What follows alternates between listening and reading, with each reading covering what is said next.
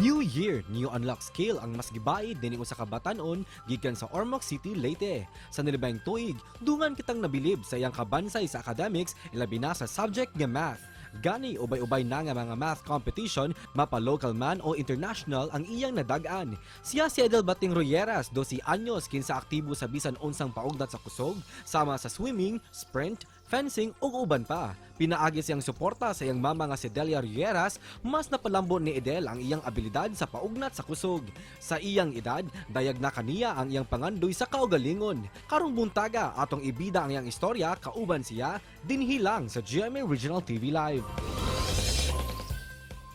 Karong buntaga atong ilaylahon kining batang achiever gikan sa Dakbayan sa Ormoc. Mga kapuso, makauban nato Edel Bating Royeras.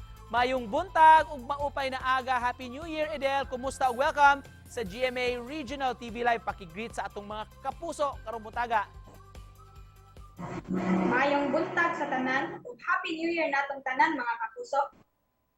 Daghang salamat, Edel, for joining us. Bagong tuig, bagong kinabuhi na sab ikaw. Isip usa ka student achiever. Unsa pa may gusto nimo nga i-improve karong tuig 2023? Daghan, labi na sa sports. Akong speed, accuracy, and endurance. Wow. Mo na yung mga target nimo nga i-achieve karong tuiga. Oh, Sa tuig 2022, Del, ubay-ubay ang imong mga nakapot, imong mga kalampusan. Unsa may para nimo ma-consider nimo nga pinaka-memorable nimo nga kadaugan? katong pag-join ako sa Philippine Iron Kids Triathlon last August diha sa Mactan, Lapu-Lapu, Cebu. First time ko ug naka-second place ko. Para nimo sa imong pangidaron, Idel, unsa may pamaagi aron ma-improve nimo ang imong abilidad academically? Sa kanunay pag-join sa mga international math Olympiads, kay diha nako ma-enhance ako skills kay mag-study man gyud ko for the preparations. Del, mapuno lang ako ni na question ha. Ang uban siguro mga bata ba murag makuyawan og math, mahadlok og math. Ngano ikaw unsa mo pag-inspire sa uban nga mga bata nga mo love or ilang higugmaon ang math? Sayo naman ang math gugma.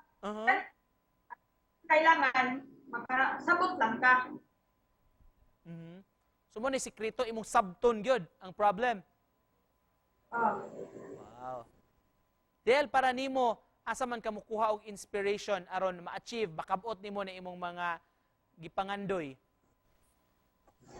Well, lain sa akong very supportive na inahan na si Delia Bating Royeras.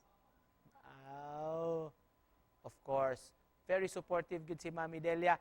Gawa sa academics, Del, you were saying, usa na sa kaka-pentathlete o daghan-daghan gyud ang award nga imong nadaog lately.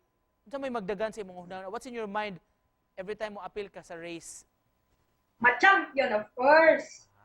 How old are you nga, Del?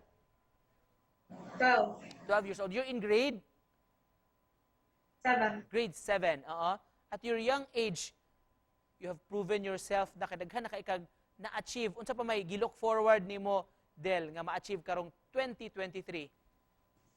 Makagold sa World International Math Olympiad ug masulod sa Philippine Modern Pentathlon National Junior Team.